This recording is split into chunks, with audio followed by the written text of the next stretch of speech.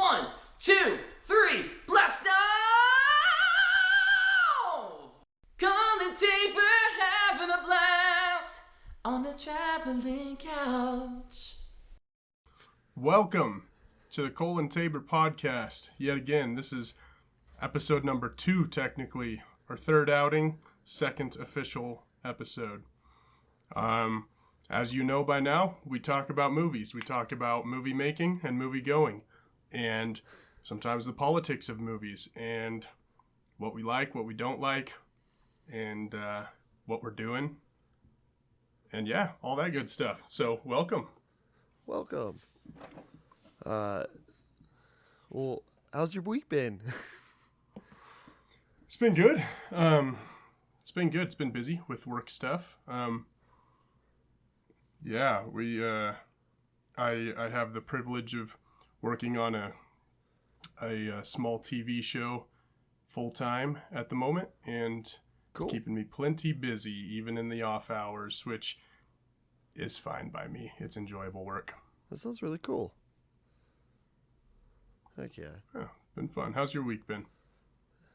Just a lot. It's getting hotter and hotter, and when you work outside, it's not getting easier. Besides those like brief pockets of rain that we've been getting. Oh yeah, Yeah. yeah. It hasn't been. That it was like the first time the rain's been welcome for me in a while. Is it flooding anywhere near you? Mm-mm. That's good. Nope. How about you? We're pretty clear, but I went camping and it was flooding up there, up in like near Bryce. Oh, okay. Yeah, it was crazy. Dang. They still have snow up there. Oh, that's nuts. This state is wild. It really The is. state of Omaha. Yep. No, I mean Nebraska.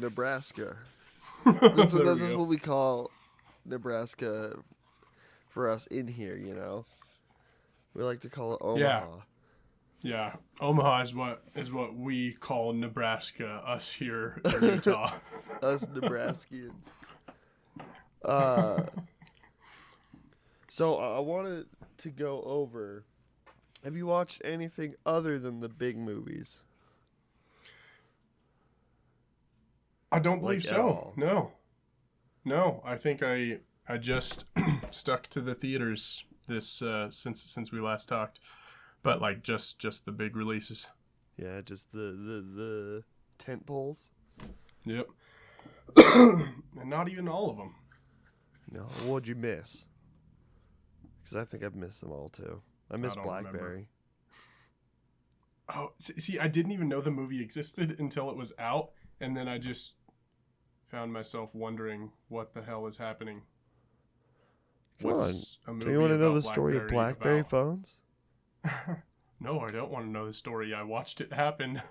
I mean, no, I don't know how it came to be behind the scenes or whatever, but I would never care about that, nor would anyone else. Yeah, man. Why was a movie made? It might be as interesting as like the how Tesla's got started up originally, you know? Imagine so? that movie in 20 years. Yeah. No, I just wanted to talk about like a few things that I've seen other than just like the stuff in the movies. Okay, what you got? Gilda.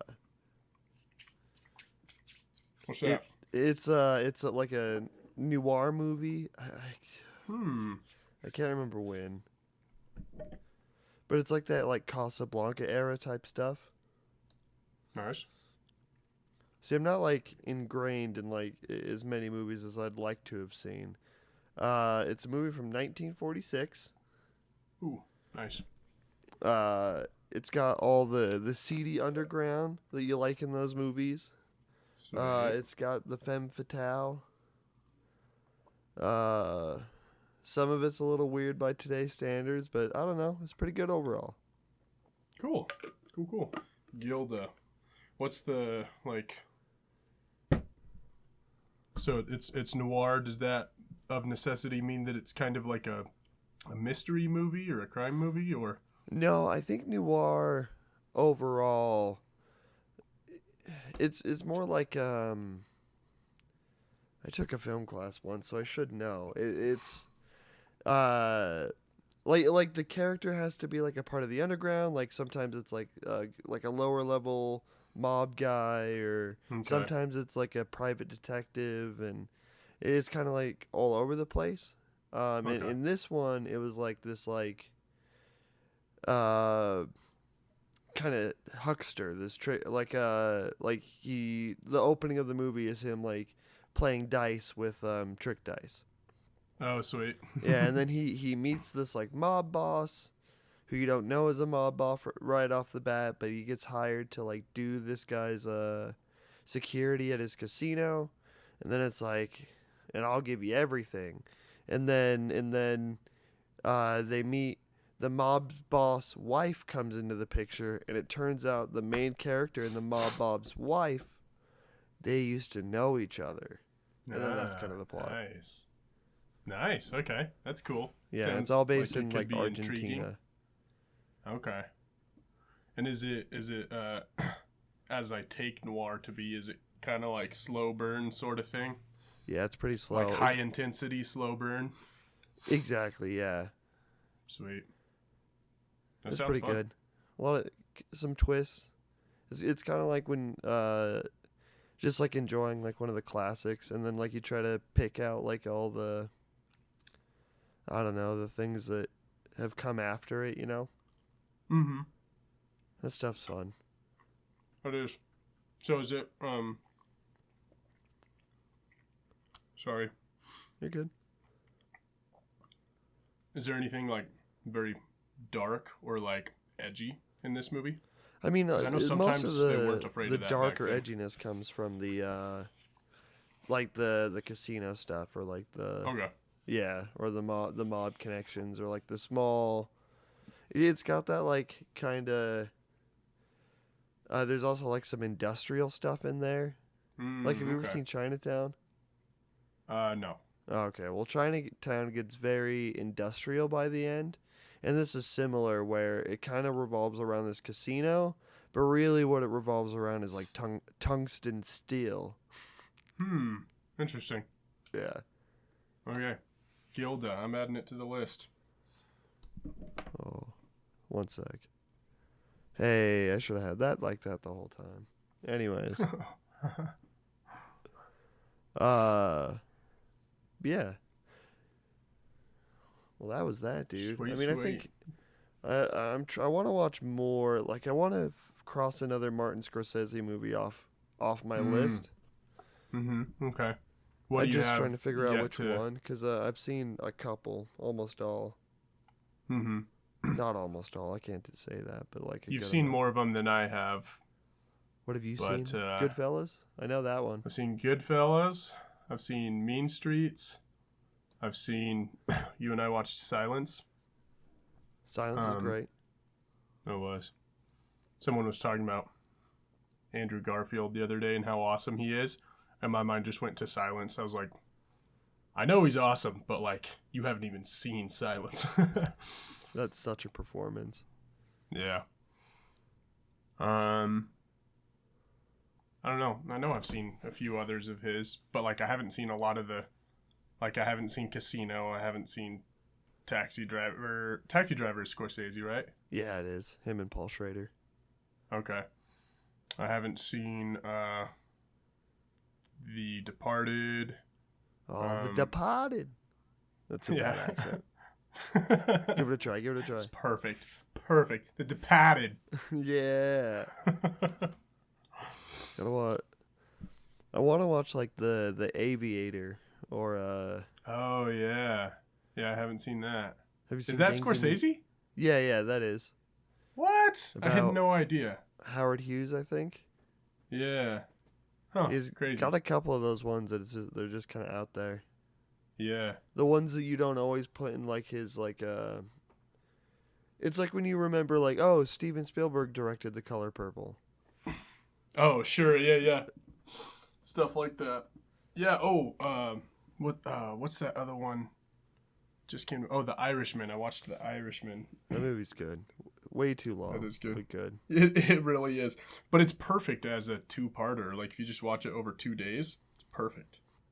Yeah, maybe they should do what they did with that Tarantino movie, The Hateful Eight, and then they make like the 8-part series on or whatever on Netflix. No way. And then they extend the episodes just a little bit, and then That's but yeah, smart. and then it makes like a whole entire show instead of just one movie, 1 3-hour Dang. movie. That's really smart. Not that I would watch it any better as a TV show than if it were a movie, Sure. because I have a hard time watching TV shows. Yeah, it's a lot of commitment. But speaking of Scorsese, have you seen the trailer for Killers of the Flower Moon? Yeah. That's why I've been Dude. thinking about it. That movie looks Sweet. I'm so excited. I know. I'm also terrified because it's it's going to be long. You know it's going to be slow, and it's probably going to be achingly, hellishly miserable the whole time. It seems like it's going to be like that. Like The Devil All the Time, that one. I couldn't watch that movie a second time, ever. Like, there's just nothing but misery the entire time. I mean, I don't even really know what it's about, other than that it seems like it's a couple. Like, Leonardo is dating the native woman. Right. Or something. Yeah. I And don't I'm know. certain she's going to die. Yeah, I'm excited too. I really like that line, which At is the why very they end of the ended trailer? the trailer with it. Do you see the wolves in this picture? It's so good. I'm excited. Oh, my friend was messaging me about that and asked me if I had seen it. And then he was talking about the potential of it being Scorsese's last movie. Why? And I don't know. He said he watched an interview that was like sad or something. And I haven't seen the interview. Interesting. But thinking about that, like, what if it...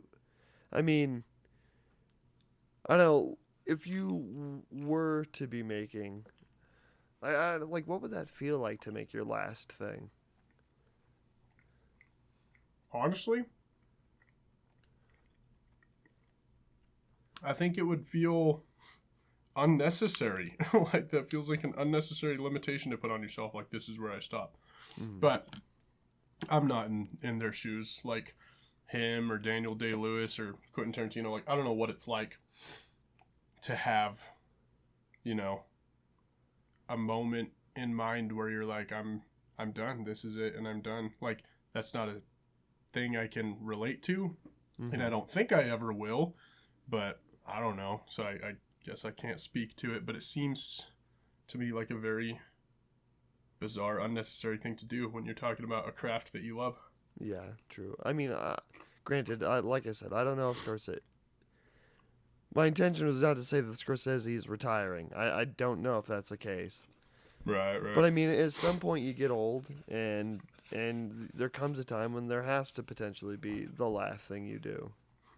Mm-hmm. Until you ride off into the sunset. But I don't know. I think because it seems like with directors, unless it's like a self-imposed thing, you can just go on forever. Right. And then sometimes your movies wane towards the end of your career, and sometimes they go up. Like Steven Spielberg's still making his best movie. Yeah. Yeah, that guy's like a filmmaker's filmmaker, because, like, he gets it in the sense that he's not a product of his time in terms of filmmaking or anything like that. He's just like, I don't know, he's like a filmmaker in his blood, in the fiber of his being, to the extent that, like, he could never age out of it. Like, technology for filmmaking can change. The types of narratives that are in vogue can change, and he'll always, like, be there and be able to swim with it. He's just a filmmaker. Yeah. I mean, he's great. Did you watch the Fabelmans? I didn't. I couldn't muster enough interest in it. I have, like, a thing in me that is like, excuse me, I'm like burping up this pizza stuff. There's something in me that's like opposed to films about filmmaking. Ah, okay. And probably not for any good reason, but I feel like it is, I don't know. I feel like the sentiment that goes along with it is something like, oh, isn't it so interesting that I'm a filmmaker and you should all find it interesting too. And I'm going to like put it on display in as interesting a way as I can think of, because I think that what I do is so interesting that I need everyone else to be in awe of it. Like, that's what films about filmmaking feel like to me. Yeah. Every once in a while, there's a good reason for a film to be about filmmaking. And in a lot of instances, there are really good reasons to have filmmaking be an aspect of the story, like Once Upon a Time in Hollywood or whatever. Like, those are a dime a dozen. Like, that's totally inoffensive to me. But for some reason, there's been like a slew of films about film in the last like 5 years. Yeah. Whole bunch of them. And it just feels weird to me. It's like there's like this expectation for everyone to be as interested in it as the filmmakers themselves are. And I don't know, I think that people, generally speaking, are interested in filmmaking. Like we all used to watch like the behind the scenes stuff on DVDs, special features and whatnot. So it's like there's some general interest in it, but I don't think there's enough public interest in it to make it worth fetishizing in the form of like half a dozen movies in the last 5 years that are just all about it. Anyway, it sits weird with me. Okay. I mean, for the most part, the movie The Fabelmans isn't about, like, it is, but it isn't. You know, it's Right. like an aspect It's more of his about life. Right. Yeah, but it's more about like his parents and his relationship to his parents and kind of in his parents' relationship. And then also kind of to how he like deals with life through and it was like about what you were saying, where it's like the movie is very much about how Spielberg is almost built for it. So it is kind of like a self-aggrandizing thing, but I don't know. It's just really beautiful. That's cool. And I suspect that if I watched it, I would like it. But yeah, there's just like, it would require an amount of activation and energy that I can't muster I get you. currently. Yeah. Not every movie can be seen. Yeah. Yeah. But what did you watch? So did you watch Fast X? I did, yeah. Okay. And I had to watch Fast 9 to prep for it because I never saw Fast 9. Or Fast and Furious 9, I think it's called. I was going to try to watch Fast 9 and maybe Fast 8, but I just couldn't get myself to spare the time. Yeah, I get you. It's a long... They're long. I don't remember about Fate of the Furious, how long it is, but it's gotta be Fast 2 9 hours. is like because they're yeah, all I'm 2 sure. hours. Yep. The last 2 have been 2 hours and 20. Yeah. Did you watch Fast X? I did. Sweet. Okay. Oh yeah, you just said you did. I feel that both 9 and 10 were like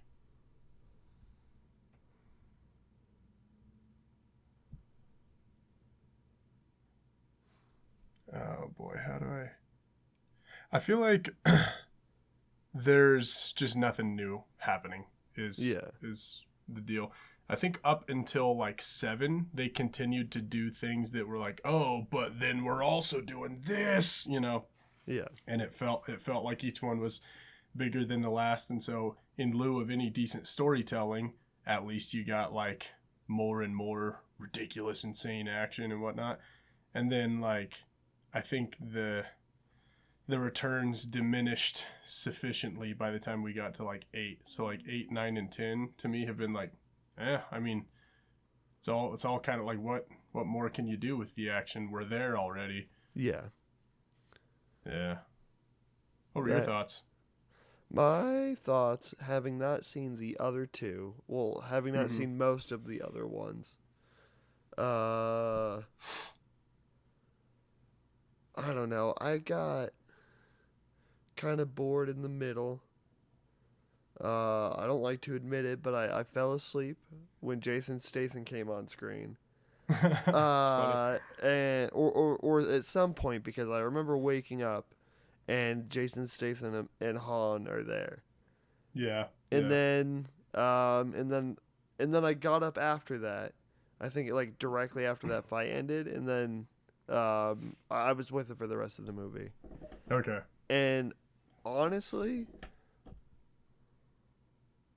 yeah, it just wasn't as exciting. Like, Yeah. I don't know. I had like a whole thing. One thing, Vin Diesel doesn't take off his shirt even once. Son of a bitch. It's just He owes us that much. What? He owes us that much. Exactly. I'm thinking of my mom who's going to this after she's been with Vin Diesel's career the entire time, waiting for every movie where he gets shirtless, and now he's not shirtless. Like, He's that's starting not to feel fair to her. Yeah. In her Yeah, I hear you, fandom? man. Instead, he's just got, he's got tank tops or everything. It's got the sleeves cut off for the most part. Yep. Yeah, his costumes in the last couple of movies. Well, actually, probably going back before the last couple as well. But they've just been like, like replaying the greatest hits from the Fast and the Furious 1. It's like literally he wears the same white sleeveless, and he wears the same black wife beater. Maybe And now it those has were like a switched. Maybe it's a denim, white wife beater. denim sleeveless. Yeah. Yeah, I think that one shows up in... Did that one show up in 10? I think so. Okay, because I think it was in 9 also. Yeah, he's just like he has 3 costumes. And I think he has had more than that in the in-between movies, but in these last ones, it's just been all the same stuff from the first movie. Yeah, it seems like they're Just funny. really boiling down Fast and the Furious to just like the most essential parts, where Yeah. they have to talk about family. They have to show every character that has ever been in a Yep. Fast and Furious movie that had any more than like 5 lines. Mm-hmm.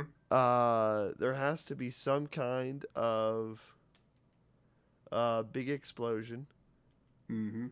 Fast cars, which I mean that's the most important part. A flashback to Paul Walker. Yep.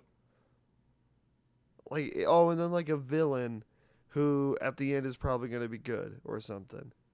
Right, yeah. Yeah. Yeah, like Jacob Toretto, played by John Cena. Yeah. Spoilers ahead.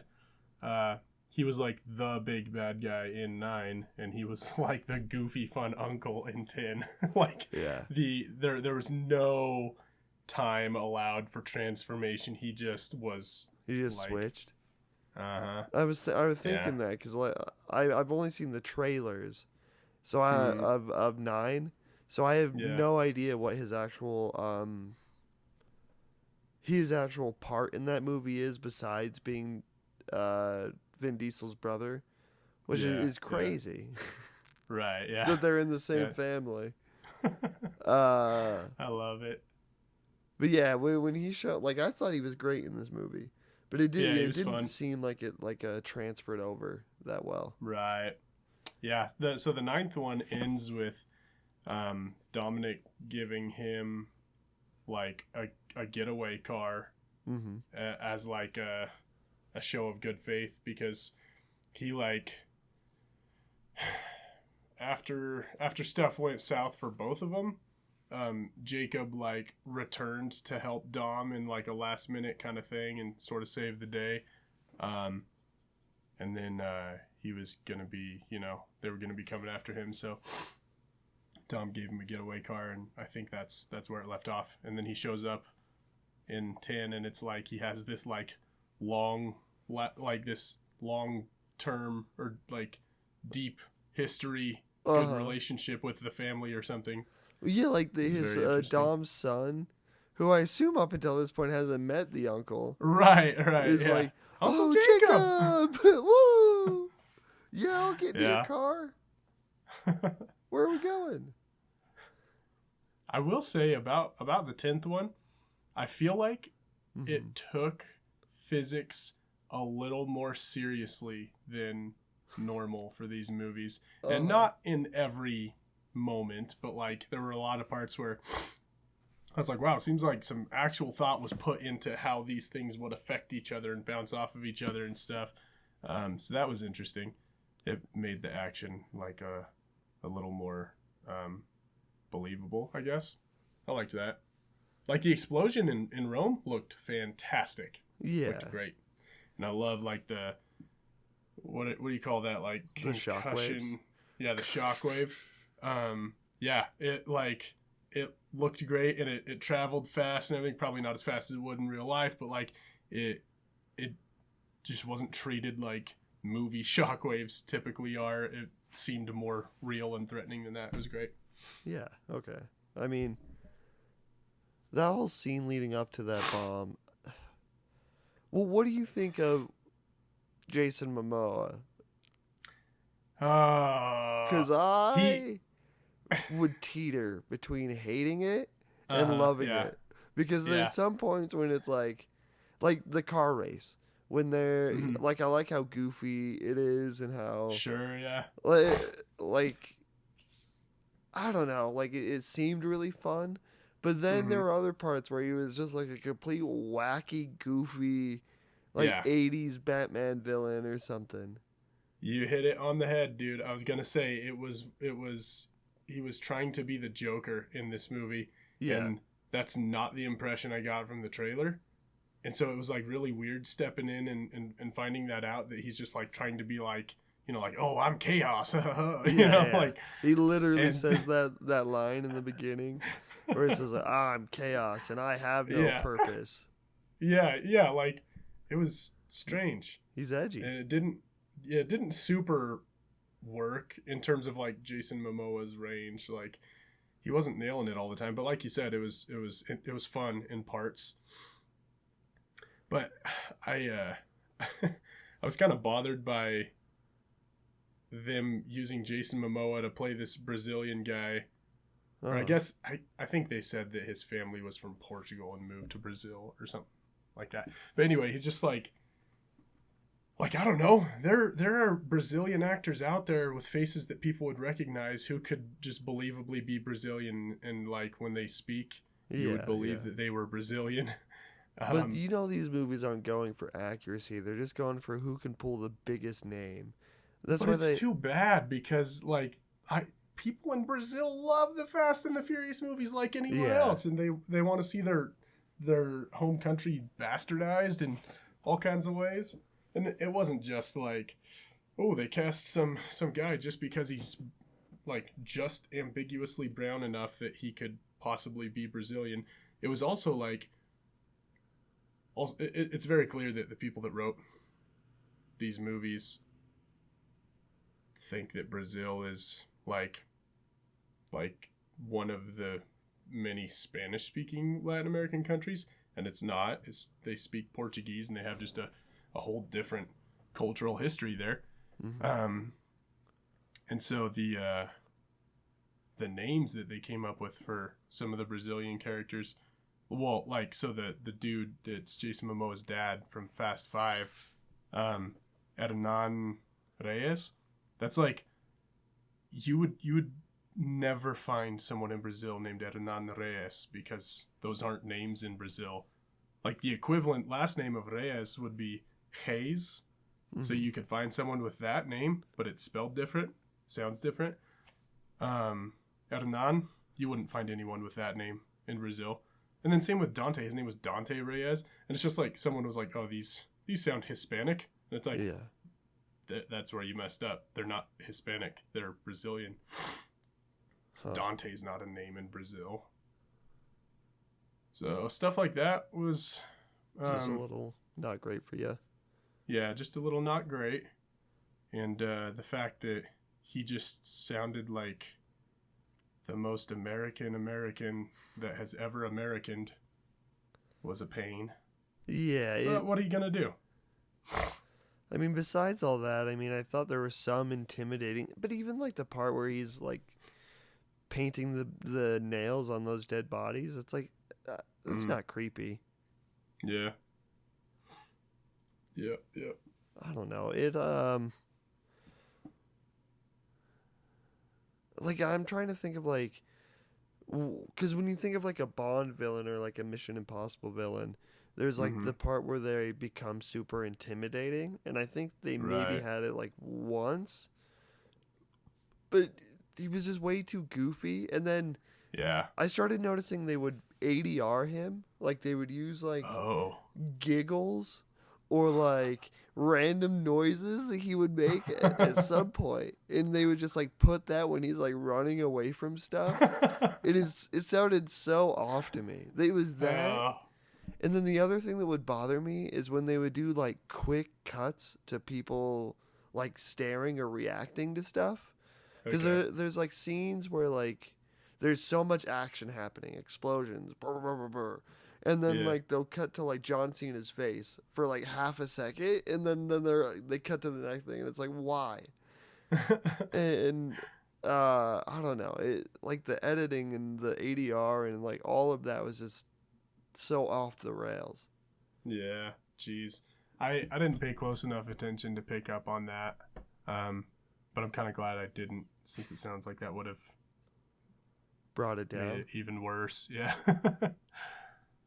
What did you think of the opening being just basically taking the footage from Fast 5? Oh, I walked in like 5 minutes late. Okay, so did you miss the whole part? So, they basically just redo the part in Fast 5. Really? But not refilm. They just re-edited the footage from Fast 5 where they're stealing the safe. Interesting. And it's like, I mean, and it kind of does this thing where it's from the opposite perspective, where you're not really in Vin Diesel's car or head or Paul Walker's car or head. You're kind of just seeing it as like a external perspective. So I may be getting this wrong because I've never seen Fast 5. But when they were like whipping the safe around and it was killing people, it seemed really brutal in this movie. And I was it seemed like it was The Boys, where you kind of see like how these incredibly powerful people, they cause all this havoc and mayhem and kill all these people, but they don't have to think accountability. About it. Yeah. But in this, it's not The Boys. They're just dumb. Like. Yeah. Yeah, that's been, like, I definitely remember that about Fast 5, thinking, holy crap, people are, like, these things are tearing through buildings, like, people are going to be dying left and right, and, like, the collateral damage is just worth it. Like, I don't understand what the thinking is. Like, you have to either justify what's happening, or the audience will perceive your heroes as murderers. Like, there's, like, no two ways about it. Like when that bomb was rolling through Rome, it was so destructive, and there were definitely civilians that died, and I was like, why? For sure, yeah. Yep, I did. So that scene was what I was talking about with like how they like seemed to pay attention to physics and stuff like that. That scene was one of the ones where I felt like I could kind of feel that. It was like, it was fun to watch the physical manipulation of the bomb and like just the choreography of all that was like fun and interesting, and maybe went on a little long, but it was I felt like it was a worthwhile scene. But yeah, definitely like I would have killed dozens and dozens of people.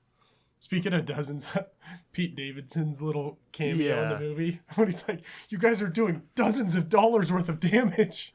I love that part. He was pretty good in that. Yeah, he was. He didn't seem very Pete Davidson-y, which is good. Yeah. I think one what happens with Pete Davidson in every role I've seen him in. I haven't seen The King of Staten Island, but every like silly role he plays, he's always winking towards the camera, and I definitely felt that here too. But not like Ryan Reynolds winks towards the camera, just like more blatant. Like I don't know. He's funny though, and his cameos definitely took me off guard. Yeah, same. What did you think about any of the side characters? And then we'll talk about Vin Diesel himself, but they were so bland. Besides John Cena. Yeah. Yeah, it's become a thing as of the last several movies that like Ludacris, Tyrese Gibson, the British chick, and I forget who else is around, but it's like the smattering of side characters, they're always just used in the exact same way in all of the movies, and it's like you go to them for a little while, watch Ludacris and Tyrese bicker, and then you go back to like Team A, and then the important stuff's going down, and then you go back to Team B again, and it's like the behind, the what wacky situation picking are the they safe in this or week? whatever. Yeah, they're doing the like behind the computer stuff, or like the espionage-y, less action-y stuff, and just fighting each other the whole time, and it's just exactly the same every time you go to them over the course of like 4 movies. So yeah, it's crazy. I had no idea why it was like I think there was some I like all those actors, and I kind of liked some of their interactions together, but it was so useless. Like I feel like most of this movie is useless. Like all the cutaways. Right. And like as much as and this is where I talk about Vin Diesel, as much as I didn't like Vin Diesel in this movie, which is you would think crazy to say, but it seems like he's just phoning it in. Yeah. But it's like when you're going to those other side characters whose plot doesn't matter. Mm-hmm. I don't know. I'd rather just have been like cut between John Cena, Vin Diesel, and Michelle Rodriguez, because then maybe Michelle Rodriguez could have like a lot more time to shine, or John Cena. I mean, he's already shining. I think he's the best part, honestly. Yeah, he was fun. Yeah, I feel like honestly, like the most I cared about Vin Diesel's character in this movie was when it was just him and Letty at home before what's her name showed up, and it was just like oh, Charlize. he's like, he's family man, like that was like the most I cared about him. I feel like I haven't really cared about his character and his experiences since Fast 5, and it was even pushing it by then. Like, and we've said this before, but like none of those movies are good except for the first one. The first one's a good movie. The rest, like a few of them fly by just fine, but most of them they're just not good, and it makes it hard to invest in the characters. It makes it hard to believe that they're the same characters that they were in the early ones. Yeah, it is interesting though how at some point in the last several years they just decided that like they're just going for Mission Impossible now. Like that's what the Fast and the Furious movies are, is Mission Impossible, and the B team is used as comic relief, and it's not very good comic relief, and like that's at least the B team in Mission Impossible, they're like they are comic relief, but it's also they're very tied into the plot, like what's going on with them. Yeah. Mm-hmm. Like and at least the comedy Simon is Pegg freaking like Simon Pegg. Yeah. When Simon Pegg in the Mission Impossible movie is kind of doubting himself, like that's part of the plot line. But when Tyrese is doubting himself, it's just so that Ludacris can fucking, play on him again. Yeah. The other thing I thought was great about Vin Diesel is the fact that it opens up and he's potentially just teaching his kid how to drift. Like, that was so cool. Oh, man. That's funny. Not drift, but like just he's doing donuts after donuts after donuts. Okay. And then it pops open, and that little kid's in the driver's seat. I was like, Nice. like the movie had me at the beginning so hardcore, and then just as it kept going and going and going, and it dragged longer and longer, it's just Mm-hmm. I cared so little, and they kept adding more Yeah. and more characters. Like, oh my Yeah. goodness. Yeah. Yeah, that's another thing about these movies is that they're just these machines that generate characters Uh-huh. that can be used for 2 movies, dropped, and then brought back 2 or 3 movies later. Like that's what they do. So Alan Richardson's character, like, Uh-huh. he's the new Hobbs basically in this one, except he's like actually bad. Yeah. And that, so he'll be in the next one for sure, but he'll probably like get lost or die, and then we'll find out 2 movies later that he's not actually dead. Yeah. And he might even turn good. And it's just like, so like Jacob, John Cena's character sacrificed himself in this one. He's not And dead. like, exactly. It's like, it's great that like, that he's believably dead in within the context of this one. That's great. Sucks, but it's great. And it's funny because they'll probably go the next movie, not mention him, nothing. All they've done is create another character that they can reveal again, because that's like another staple 2 of movies theirs from nowadays, bringing people back. I just know that every single, and this is one of my other gripes with it, is that every single character death doesn't matter. Because Yeah. immediately it's going to be taken back. Like when Ludacris, Han, Tyrese, and I don't remember the woman's name. Me neither. But when they all go down, I was like, bullshit. And Yeah, that was yeah. after John Cena fucking flips upside down and crashes into the ground. Yeah. And it's like, he's also not dead. Right. And I was thinking about it, and it's the exact opposite problem of, did you ever watch Army of the Dead? No, I haven't. The Zack Snyder movie? Unfortunately. Right. Do you care about spoilers for Army of the Dead? I do care because I should watch that one. Oh. Sorry. I know I should have 3 years ago. It's, I know. I won't tell you anything about it other than I think it's horrible. Oh, cool. But it's like the exact opposite. Basically, in this movie, like, you can't care about any of the deaths besides like that one dude who got exploded in his green. Remember in the street race, and it's the street race woman Oh, right. who's actually related to the cop, and then Vin Right. Diesel, Jason Momoa, and that one guy who was from a previous movie, I guess. Yeah. And then He he was from gets Fast killed. Five. Yeah. And then it's like, that's the only dude I believe is dead. Mm-hmm. Besides that, Yeah. no one else is dead, and there's no way you could convince me otherwise. And even that guy's might not even be dead. yeah, probably not. The girl though, the sister of the cop, Mm-hmm. the one who like she's like the only person who speaks some Portuguese in the movie. Listening to her, it was interesting because it was like, I know who that actress is because of the Suicide Squad, but Yeah. before I recognized her, I was just listening to her talk, and it Oh, was is like, she Rat King? yeah, Rat she's King too? Ratcatcher. Uh-huh. Yeah. Mm-hmm. Yep, that's Okay, her. go on. That's cool.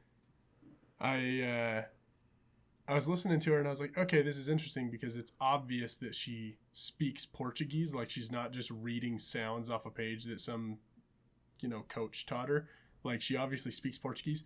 I was like, but there's something about it that makes it sound a little strained to be like Brazilian, Mm-hmm. and like definitely not from Rio de Janeiro.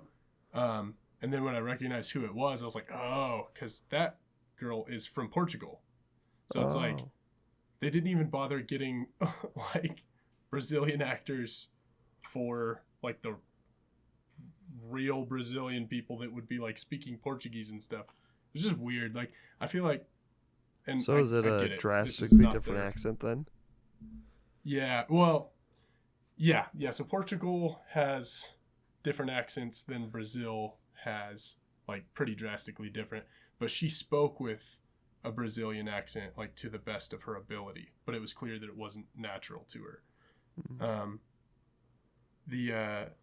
I get that the priorities are different for like studios that like just want to put butts in seats. I get it. But I feel like I would not be able to make something where I was casting people as something other than what they were.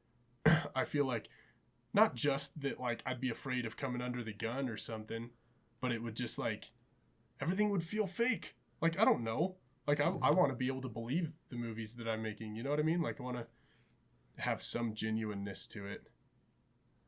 I was going to ask you a dumb question, but it's not the same thing at all. But like British people playing Americans, it's not the same thing because that doesn't really matter.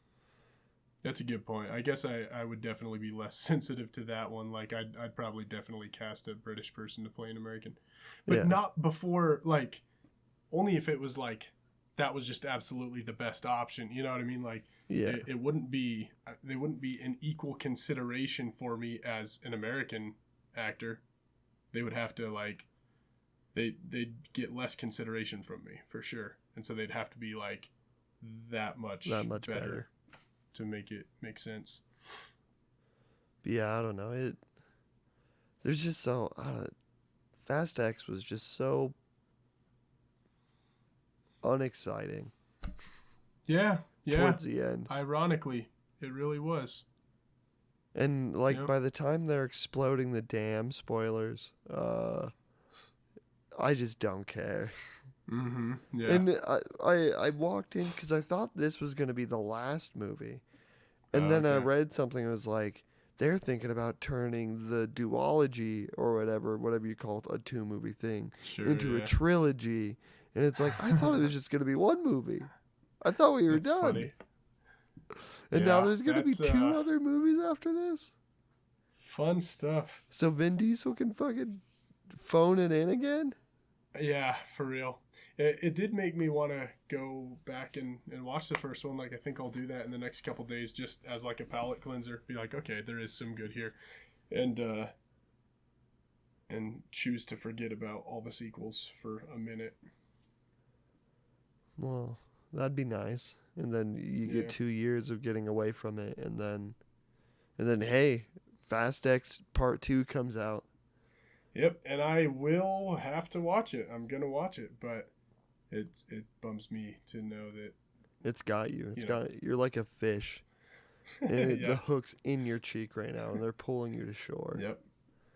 Do you think Dwayne "The Rock" Johnson, and spoilers again, will actually come back? I think he will, yeah. But you know what? They honestly, they might have just used that as the inciting moment for like Hobbs to and set Shaw up like Hobbs 2. and Shaw 2. Yeah. That's the only other one I've seen from recent Fast X is Hobbs and Shaw. That one I can forgive of all of its flaws. I feel like that one starts out on the right foot where it's like, we're just letting you know right here and right now that we're not taking any of this seriously. Yes. And that's something that none of the like mainstream Fast and Furious movies have done.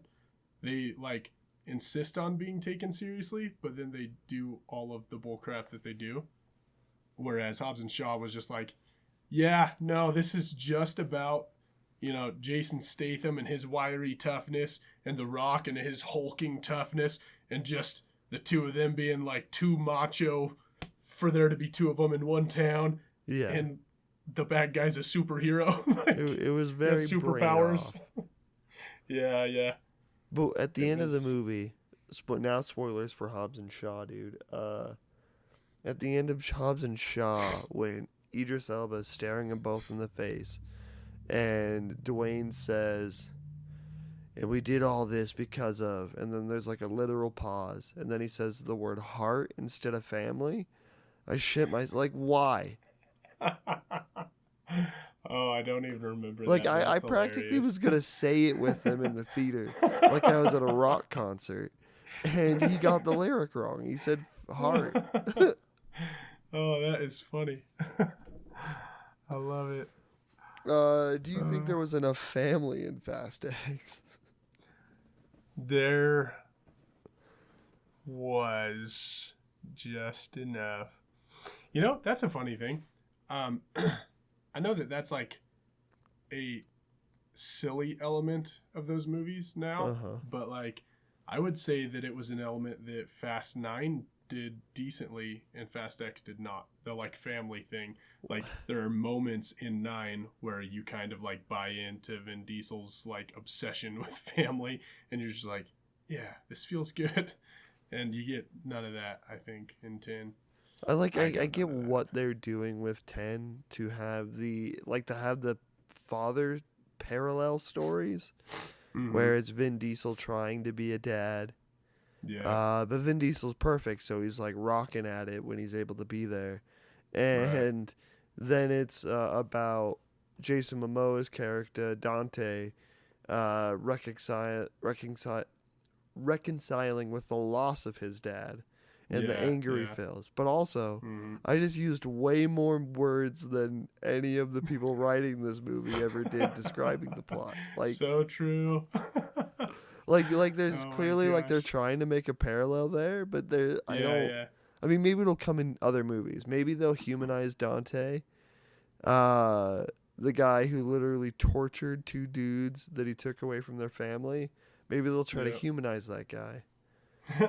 And that's all I got. And then and then Vin Diesel learns how to be a dad. Yeah. See, I think the beginning of Fast X Part 2 is going to be way more exciting than reusing footage of Fast 5. Because Vin Diesel somehow has to stop an entire dam from exploding on top of him. Right. That's way more exciting than probably... unless it's just like he gets pushed away in the water, which that'll be lame. Right, yeah. I'm kind of bummed that I missed the beginning because like I get what you're saying and how that's cheaper than writing an opening scene. Like it smells cheaper. But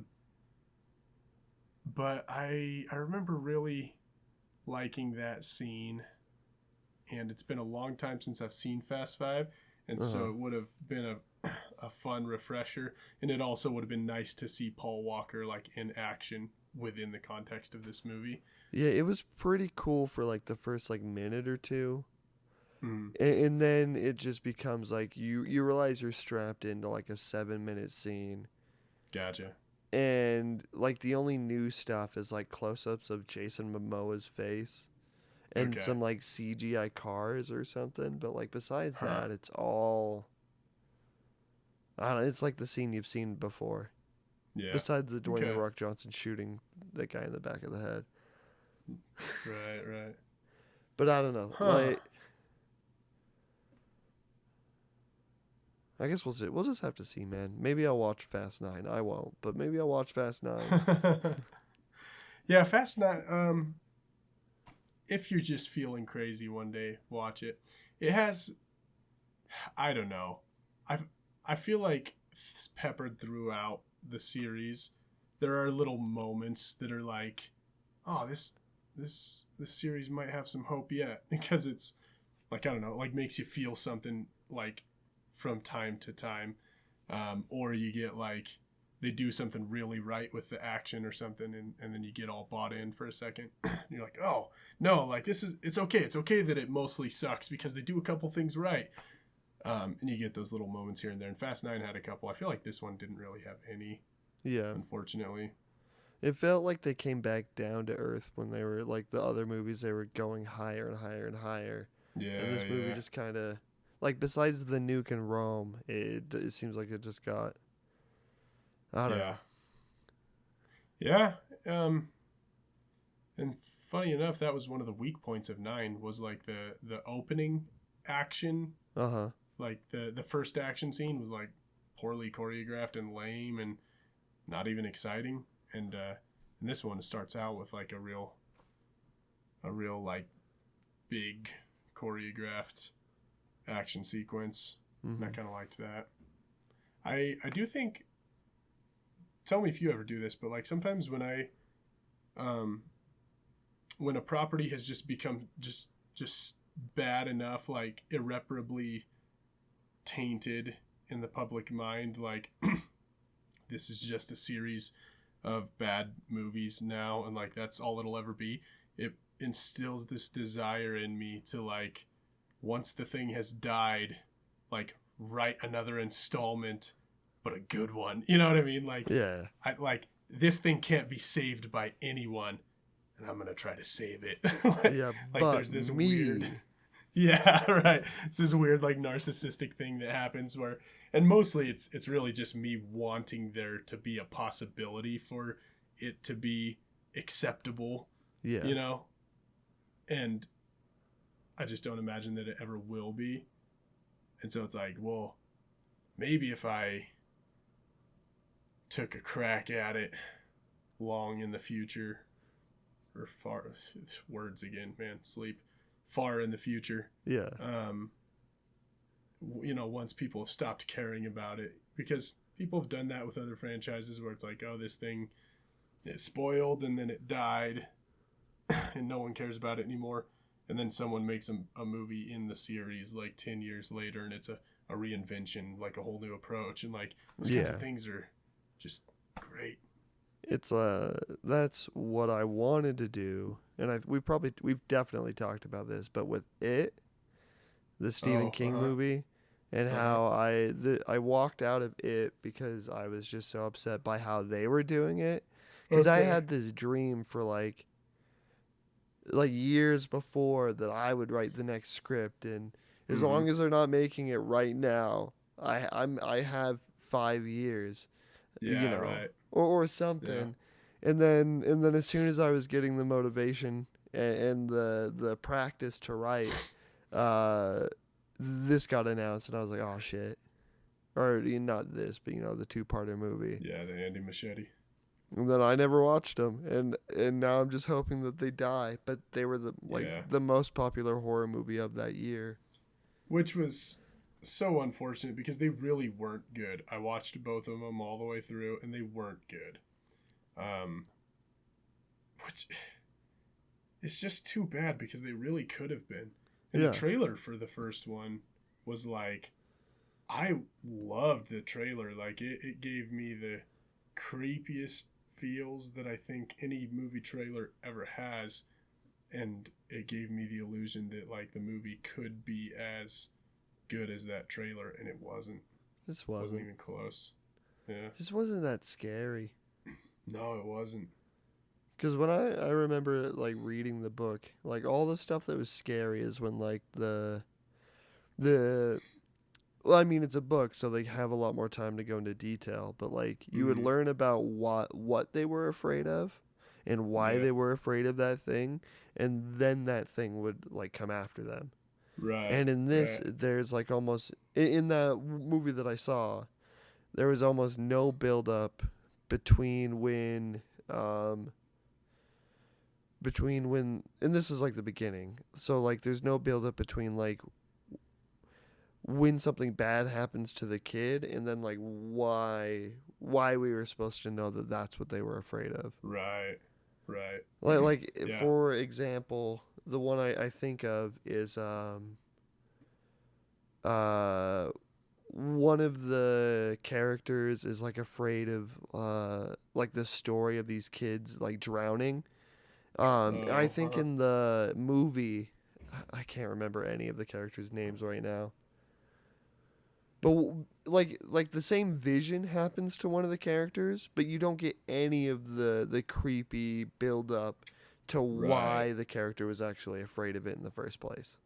Right. And I think all of that stuff can be done cleverly. I mean, there's way too many characters in it in the first place, but I'm sure there's a way that it can be done subtly, and then to have every scare pay off. Yeah. What you need is a whole like limited series. Like you're not going to do it in 2-hour movies because you're talking about like an 1,100 page novel, and it's hard enough to turn 300 pages into like a viable movie. Even a 2-parter. Yeah. But yeah, if you just had like a 12 episode limited series, like you could probably and do it like Sherlock style, like each one's an hour and a half. do. I think that would work. You could do I'd some be into justice. that. I mean, I would want to try to do it into a movie, but it's definitely, I just don't think it's possible. Yeah, not without hacking and slashing. Yeah, way too much. Getting rid of like whole characters probably. Yeah. But dude, the other movie that we didn't think we'd be able to watch this week, and we did watch, Mm-hmm. The Little Mermaid. Yes, sir. And going into this, and this might just be me for everything, because I just jump between things and properties without really caring. Sure. That's going to be heal bad you. in my ears later.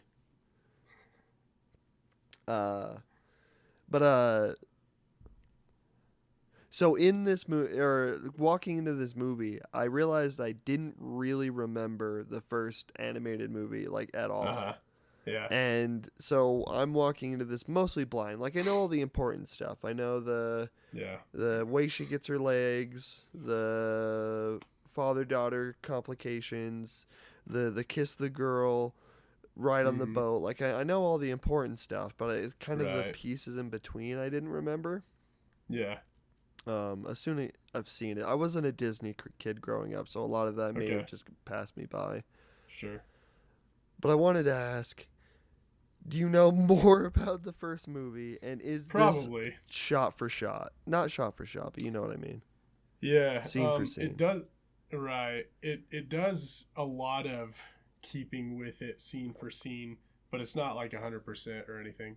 And I feel like and there were definitely things that I had forgotten about the cartoon as well, but I have an okay memory of how it goes. And yeah, a lot of it was, I feel like, played very well, like side by side with the animated version. But in some of the areas where, The Little Mermaid suffers from what a lot of the live action Disney remakes suffer from, which is that some of the scenes that are exact replicas, they just don't hit nearly as hard as they did in the animated version. Yeah. And the reason is that in the animated version, like, they treated it like it was an actual film. They were worried about things like camera placement, so to speak, and like lighting and whatnot. And the voice acting was also like Oscar worthy on almost all accounts. And they just, like, I don't know, like, there was so much more put into the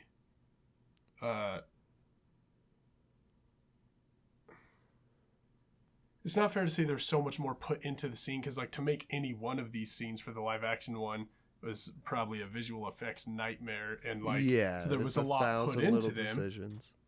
Yeah, but it was like there was a lot of something else, something specific put into the same scenes in the animated version, and that something was like all tailored to the end user experience, the viewer experience. And the scene that first comes to mind is the one where Triton goes crazy in Ariel's treasure trove and starts blasting stuff off the walls and whatnot. Absolutely no, like, there was no feeling of momentum in that scene. There was no ramping tension. There was no, and when it was actively happening, there wasn't anything particularly violent or intense about it. But that scene is actually, like, believably intense in the animated version. It's like kind of scary, and you just don't get that in this one. And I don't know, I'm sure there's all kinds of auditory and visual and other things that just aren't there. I'm gonna take a step back and rephrase that.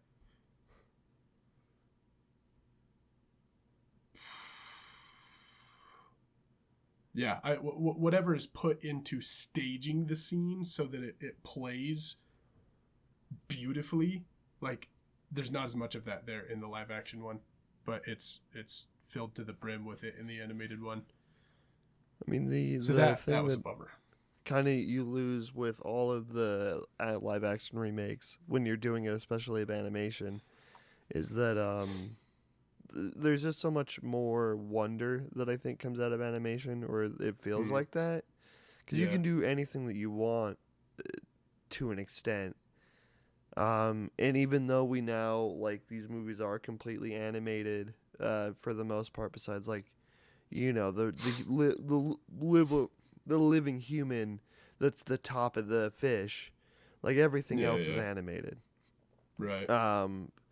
But it's still animation that's trying really hard to adhere to real world logic. Mm-hmm. Yeah. And I think the fun part of animation is that it's not real. Right.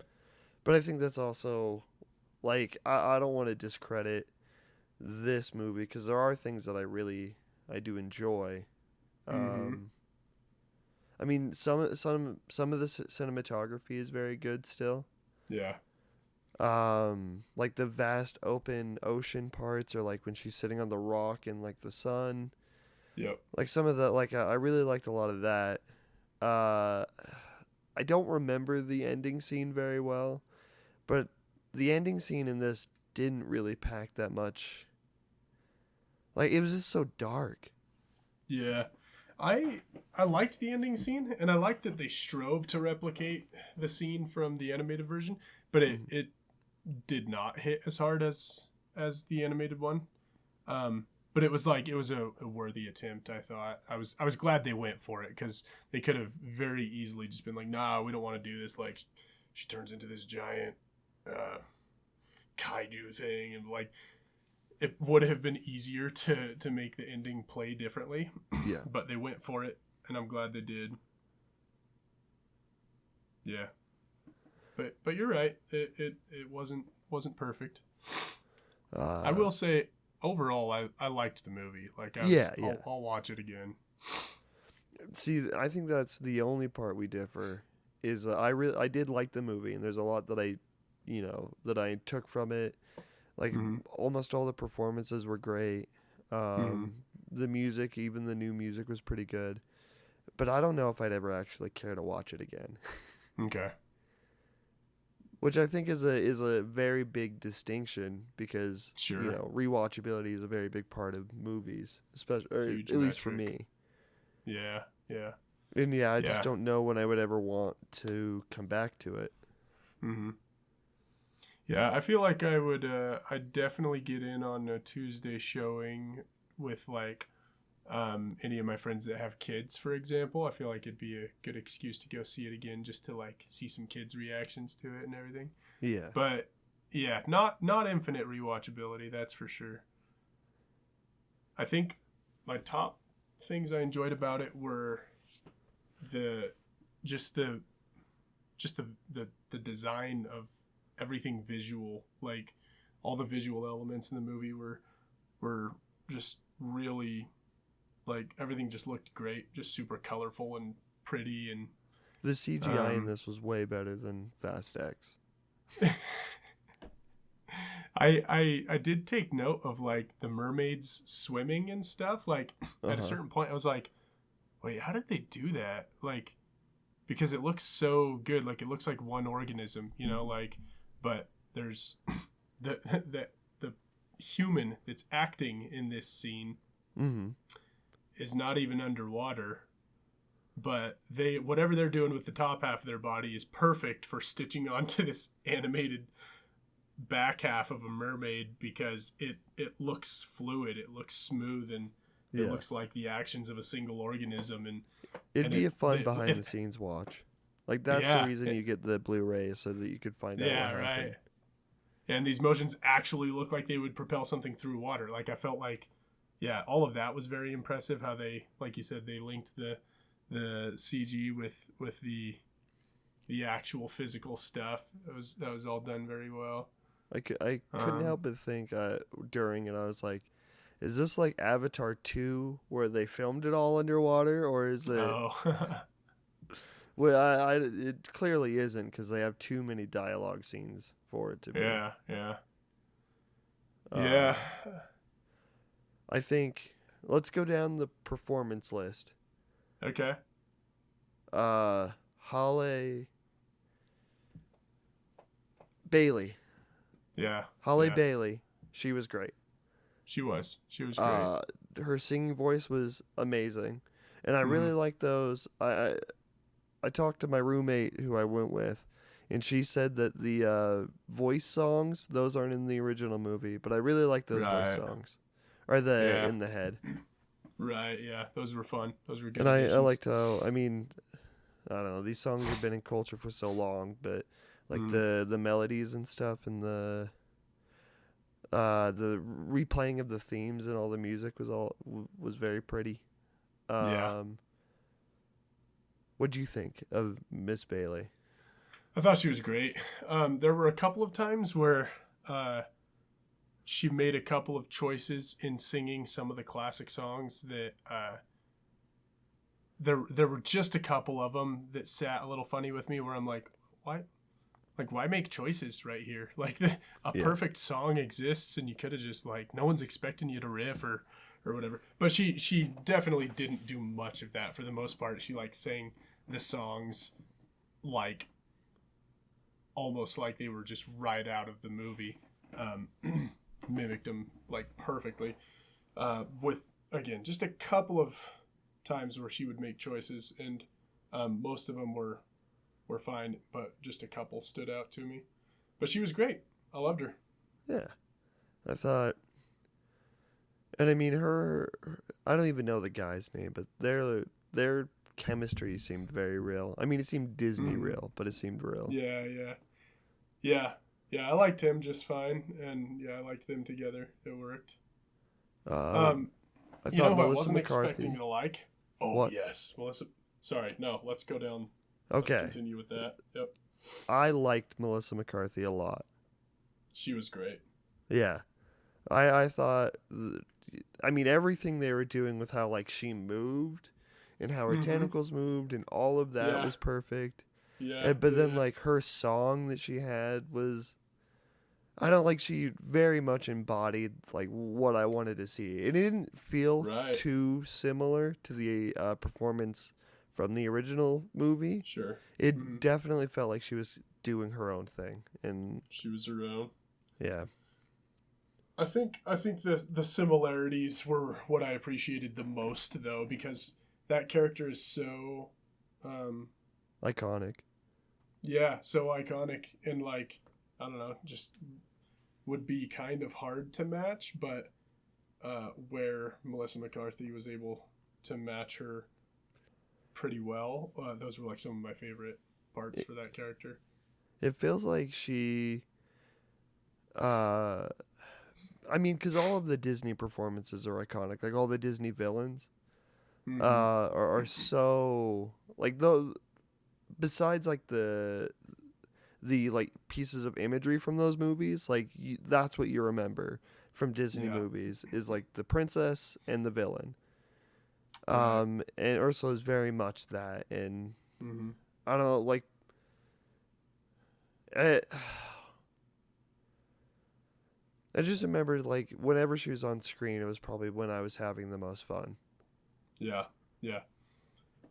Also, I loved the design for her weird creature character, like the like little anglerfish lures that would, like, come off of that made, like, a big collar looking thing. Yeah. And the fact that, like, all of her suction cups on her tentacles were all, like, luminescent. That was great. Yeah.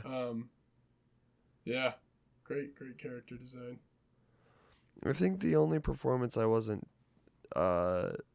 enamored with is Javier Bardem. And I think that's just because I think I've seen most of what he can do.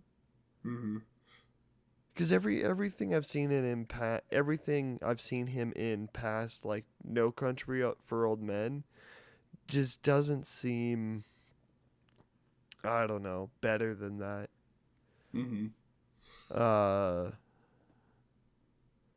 I like he was still good, and I still think that there was character, and he did have character in this movie.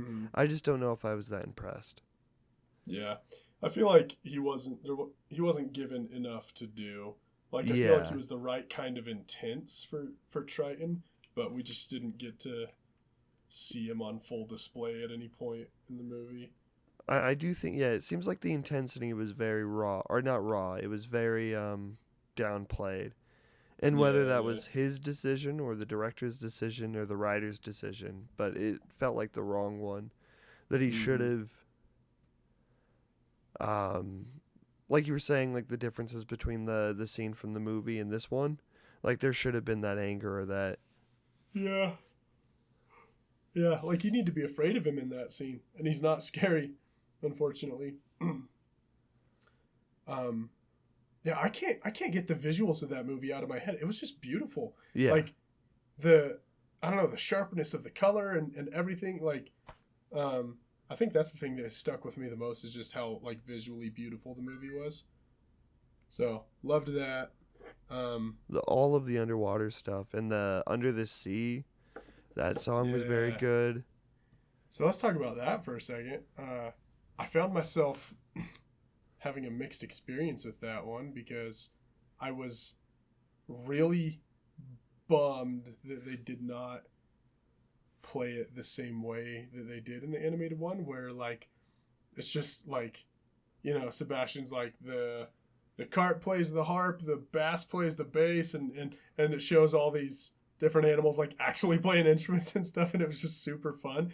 Like Uh-huh. I wish they would have choreographed that number the same way they did Oh, like in the have like the animated one. real life looking fish playing those instruments. Yeah, it would have been so fun. But I get why they couldn't because they were going for like an actual undersea wildlife sort of thing in this movie. And what they did do was great. Like I did like that number a lot. They made it look cool and they made it fun and everything, but I was bummed that I didn't get the scene that I wanted. Very visual. Like all of the song sequences were very visually fantastic. Yeah, yeah.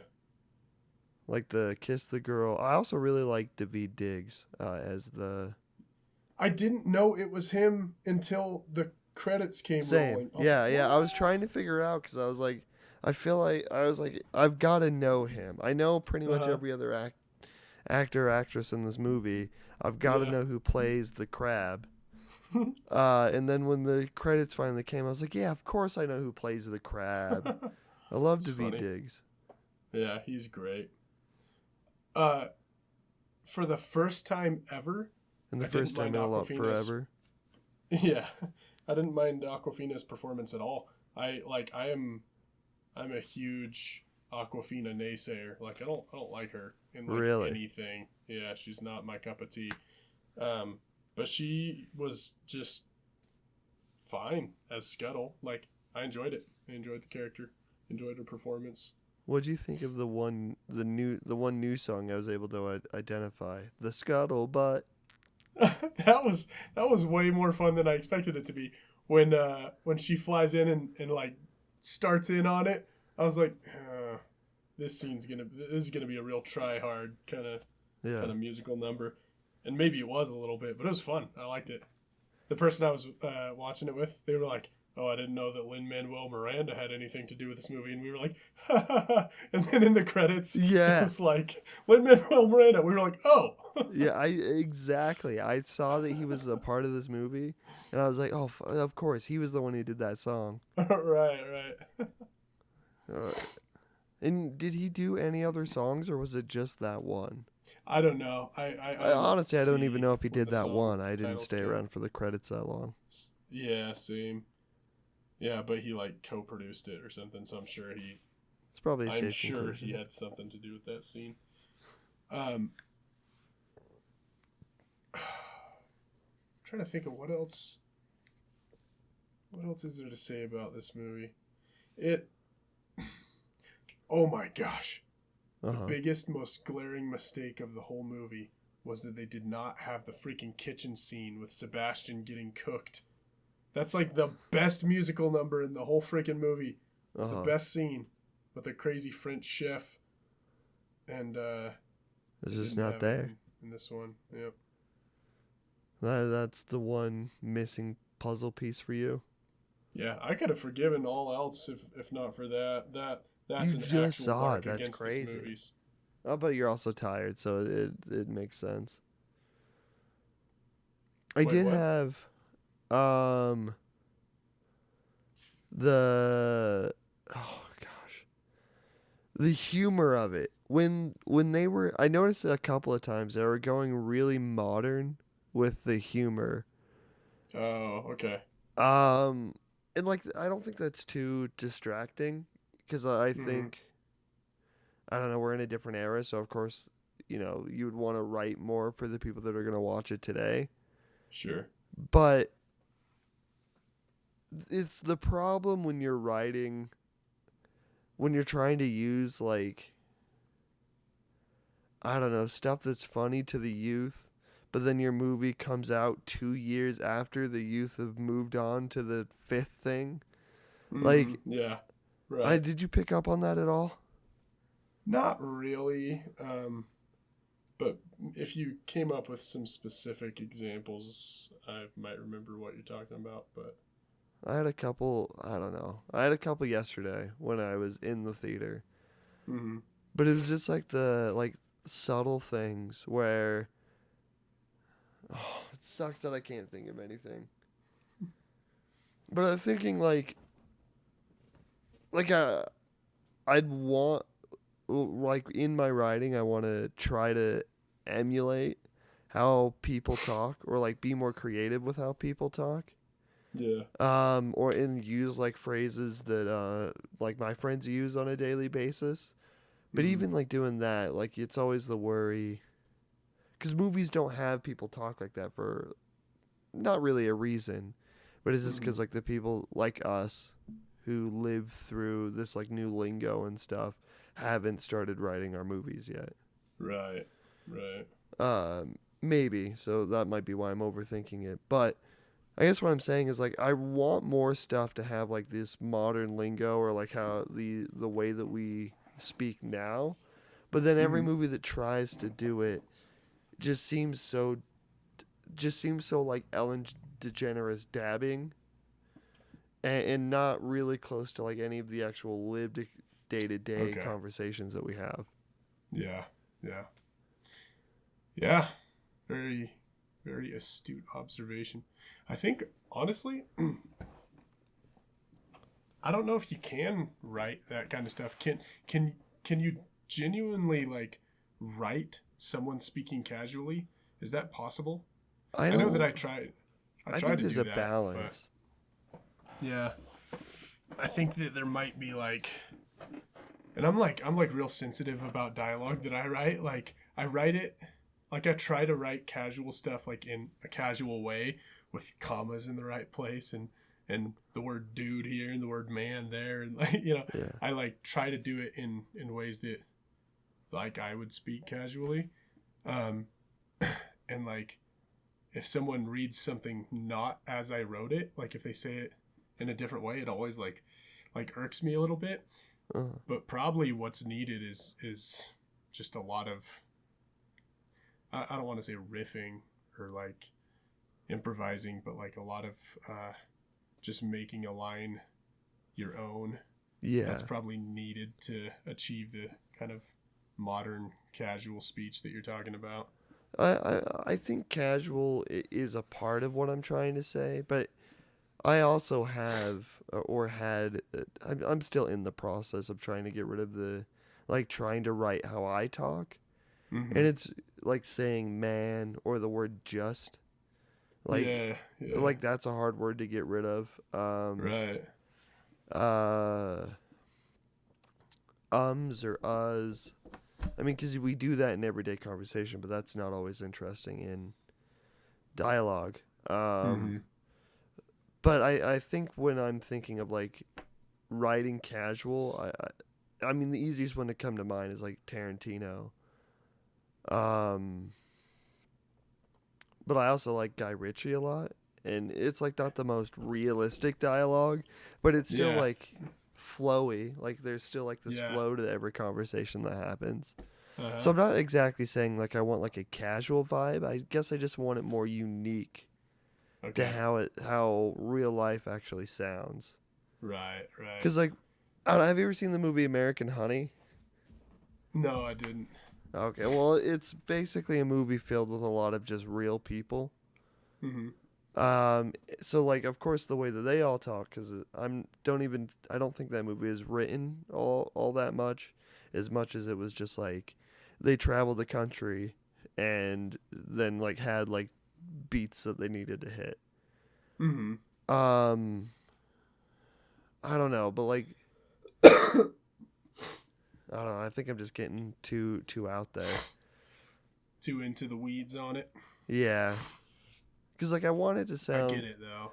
Like, I want to be able to put something like... Like, you can't use Bay anymore. Not that I would want to. Sure, yeah. But I'm thinking, like, there was a time you when have a someone character would. say... you have this character say bro a little too much. Like, that's pretty realistic. Yeah, right. Yeah. When you mentioned Guy Ritchie, Mm-hmm. what came to mind was that movie Wrath of Man. Have you seen that one? Not yet. So I realized something while watching that movie. You might find yourself in the first like 15, 20 minutes going, this movie seems bad. like all of the acting, like all the performances, all the line delivery is bad. But I think what's happening, this is my conclusion after finishing that movie. I think what's happening is that it's like the first of his movies that I've seen. It's the first time you get a lot of dialogue exclusively from American characters. And so I realized, I was like, maybe Guy Ritchie just doesn't know how to write American characters. Maybe it's not the delivery of the lines. Maybe it's what's written in there. It's just like he thinks Americans sound like this, but to an American it sounds stupid. Yeah. And then it had me wondering, I'm like, I wonder if British people think that Guy Ritchie movies sound stupid. Like, I wonder if he just writes characters just saying stupid stuff. But to us Americans, it, like, watching the British characters, like, bounce off of each other and say wacky things, like, it sounds great. It's super entertaining to us because it's like, I don't know.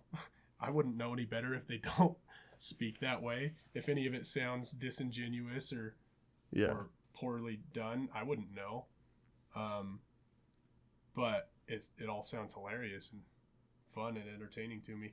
But his American characters don't play the same way. They're not entertaining. They're just bad. Yeah. I mean, unless he's writing like Matthew McConaughey in The Gentleman.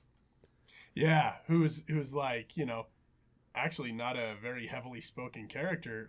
There's like 2 scenes where he speaks plenty. Yeah. But apart from that, it's all like, it's like a couple of lines exchanged between him and one other person, and everyone else in the movie's British. But The Gentleman is a fantastic movie.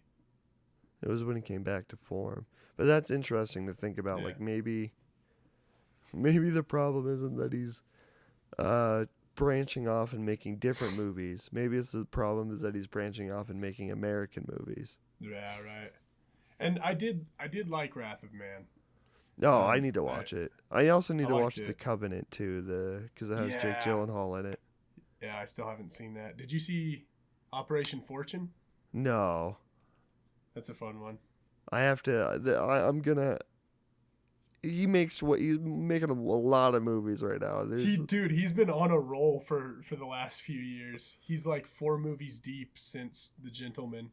Yeah. Which, like you said, was his return to form, and it really was. And a very good return to form. When he stopped trying to make like the too big budget stuff. Yeah. I far prefer him making his movies rather than like Hollywood movies. Even though these are kind of Hollywood now, but yeah, he's good. Yeah, Richie's good. We should pick a director every time and just ramble on. Yeah. Have you seen Snatch? Snatch is the boxing one, right? with Brad Pitt. Yeah, I've seen Snatch. I've I been like that one a writing that lot. into my most recent thing. Okay. And I don't know, because I'm trying not to have that fear of like putting something in there that someone's gonna say, you'll never get that right. Sure, right. I'm just like, I'm gonna do it, and then later down the line, if it ever becomes a problem, that's when I'll have to address it. Right. But like, it's just so fun to kind of, it's like a different way to think about movies is when you like pick something, and maybe it doesn't match exactly with what you're trying to write, or maybe you're trying to find a song and it doesn't match exactly, but then you just kind of like find the way that it weaves into there, like subtly.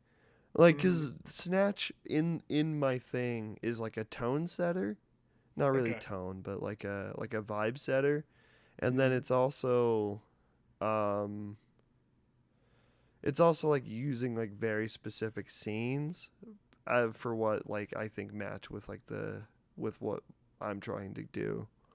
Yeah, okay.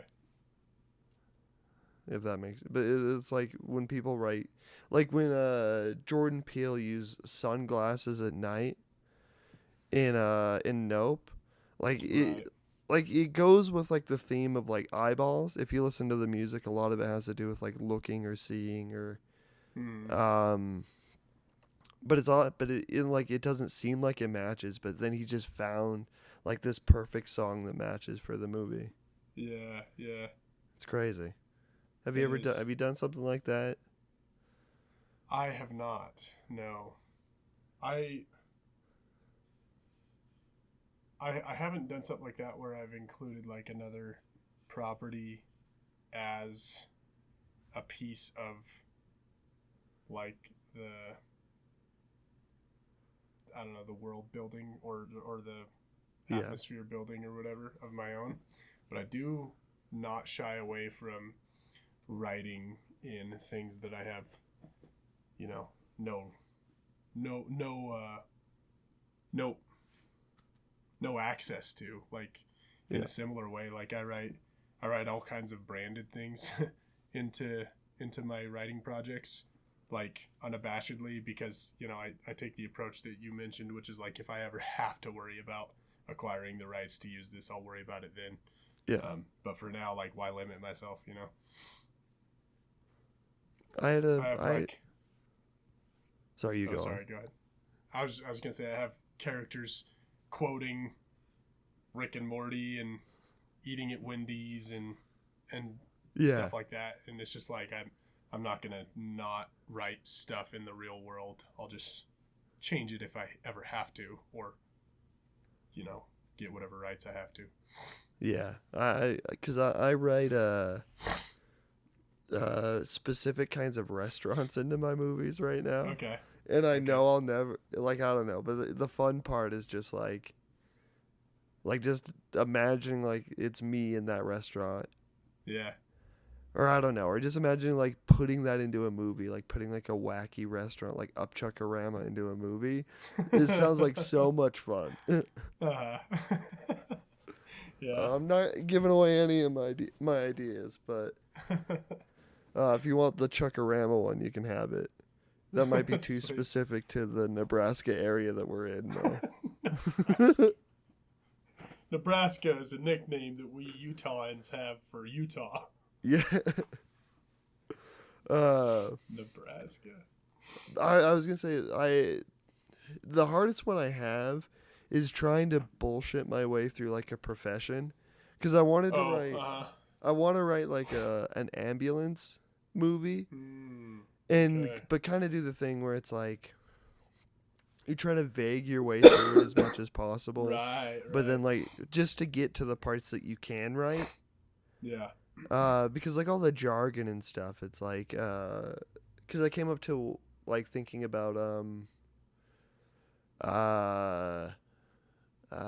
mouth to mouth CPR, and Right. when I was like at that point, I think I'm still at this point where it's like it's such a block because I don't know really anything about CPR, but it's like all that stuff can come later, so I should really just Yeah. move on kind of write whatever I can there, and then Right. go on to the next part where it's like you kind of get back into the swing of what makes you excited, and then Right. when I get an opportunity, I can interview like a Yeah. first responder or something. Mm-hmm. Yep. Have people consult. Yeah, that is a tough thing. I haven't taken on anything where I've tried to get too much into like a profession or something that I'm super unfamiliar with. Mm-hmm. But one thing that I do enjoy doing in my writing is picking a setting Mm-hmm. that I have little to no real life experience with. Like it might be a place I've never been, or it might be like I might have been to that region, like very briefly or whatever, but like I probably wouldn't set something where I grew up or like here in Salt Lake City, like places that I'm super familiar with. Oh, you It's wouldn't less, set them here? I probably wouldn't. Huh. It's just less interesting of a writing experience. And I think I enjoy the challenge of like just having to like all right, like get on the internet and like what's this place all about, and just like what do people there do, and like what are some of the things that some of the places you would be super familiar with if you did live there. What are the kinds of things that you can name drop casually, or like what are some of the ways you would speak about certain places and certain things if your life experience was that you grew up here or lived here or whatever, and like trying to get an insight into that, mostly just via the internet, is a very fun like writing exercise. And so I think it kind of keeps me engaged in my setting to like have to learn about it. That's And interesting. I think it makes my settings more believable, like they feel more real because like I'm more invested in the setting, Mm-hmm. writing it. Two things. The first one is similar to that, where I wrote about a specific hike and what I had to do in order to know anything about the hike, or a vague amount because I'd never been on it, is I had to go to Google Maps and then just find, because like people can take photos with their 360 Yeah. cameras Right. on hikes. And I found a person that did that, so I just like walked through the hike with them as much Sweet. as I could. Mm-hmm. So that was fun. But that was a good awesome. way to kind of be in the mindset of like, this is what I need to write about, or this is what the hike looked like. Right. But I wanted to say the thing that for the most part, I've been writing things now more confidently, like they're set in Utah, because Nice. I keep thinking of it like, if I make something, I'm starting to become more and more proud of Utah, besides like the politics and stuff and the Sure. everyday people that are maybe not, the most kind or the most accepting. Sure. But like the area or the culture and stuff, like a lot of that has been fascinating me, and like our surroundings. Yeah. So like I've been trying to like lean into that more, because I'm thinking like more in Nice. the mindset of like a classic New York director. Like there's so much to mine here, and I think there just has to come along someone that wants to mine it. Yeah. That's a very good way to look at it. There is a lot to mine here. And Utah is a very underrepresented location in terms of just pop culture, Yeah. like media, I guess. And there would be a lot you could do with it. You could speak to a lot of people's experience if you set things like in Salt Lake and just like included all the little fine details that people would know about. Yeah. I think I don't know. I think it also speaks to it because we see so many movies about New York or California and like Vegas to a lesser extent. But I like these new movies that are coming out. Not new, because they've always been coming out, but paying attention to like movies set in Ohio or movies Yeah. set in Idaho, like The Whale was, or Right. these movies that kind of do essentially cast a picture onto places that you'll never visit. That's not just same old Manhattan. I don't know. Right. Yeah, there are more than 3 locations in the United States, so Yeah. it makes sense to visit some of them in our movies. But I think I've said it all as far as I'm aware. Okay. Unless you have any final thoughts on the Little Mermaid or Fast X. Ooh, I'm gonna do some rapid final thoughts, which is probably just gonna be a review of already expressed thoughts. Probably. Okay. I don't know. Fast X. Meh.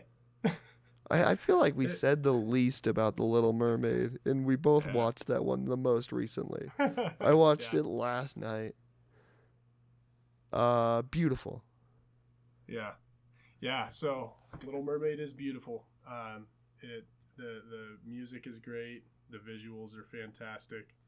It is just fun, and where it feels like it's missing something from the animated classic, none of that does enough to like take away from it to like make it not worth it. It's a very fun movie. I enjoyed it a lot. I think the only real issue, and it's not exactly its fault, but the only real issue I had while watching it was just that it was so. It just felt like it was clearly coming from something, and it wasn't like fully Okay. original, which Okay. isn't its fault because Sure. it seems like the director and everyone that had a part of it was trying to do something new. Actually, I don't know if I can even say that because it was very reminiscent in a lot of ways, and a lot of shots, and a lot of everything. I don't know. I think that's the only thing that's conflicting me is because when I think of Disney remakes, just some part of me wants to hate them Yeah. because I don't want to watch the Moana that just came out already get remade. I don't want to watch Lilo and Stitch get remade. Yeah. Like the fun thing about these animated movies is that they were animated at one point and they have like such a deep connection. But now that they're just remaking them, it just even though the movies stand on their own some of the times, they still doesn't help them feel any less hollow. Right. Yeah. So Little Mermaid is what I'm saying is Little Mermaid is perfect. It's a great movie, and I do recommend it. But yeah, that's the only thing bringing it down. Yeah, I hear that. I wouldn't know how to measure it objectively, like if it could stand on its own, because like I'm so familiar with the old one that I wouldn't be able to pretend that I wasn't. But yeah, that is a good way to measure it if you can do that. But yeah, go see it if you haven't. It's good. Don't see Fast X. It's not worth it. Unless you're like me and you're compulsive about it and you have to because a long time ago you just decided that you're like along for the ride. So Yeah. see it, but just know not to expect much. Yeah, not to expect Vin Diesel shirtless. Don't expect that because it doesn't happen ever. Yeah. And I think What? that's where we end the note. That Please works, tune yeah. in next time. Any final words? Maybe next time Vin Diesel will be shirtless. On Yeah, our next time podcast. maybe we'll be shirtless It's for a Vin Diesel. guarantee. But thank you guys so much for sticking around. I hope you have a good night.